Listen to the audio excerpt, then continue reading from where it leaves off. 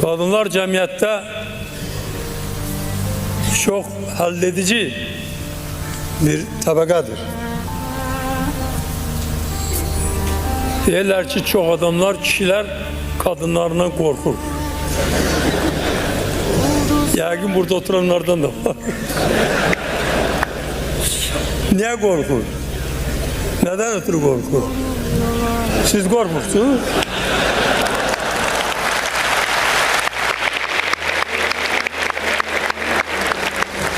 Niye korkur? Neden ötürü korkur?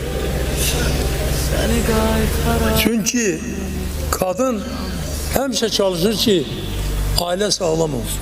Eksəriyəti kadınların ailenin ahlakını koruyurlar. Eksəriyəti.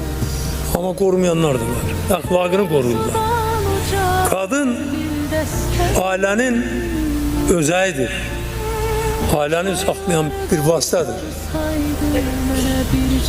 Ona göre de kadınlar bütün cemiyette bizim çok əhəmiyyətli rol oynuyorlar. Tek elə bir devlet işlerinde yaxud da ki biznesde falan da yok. Evde oturup da ailesini saklayır. Öz ailesiyle meşguldür.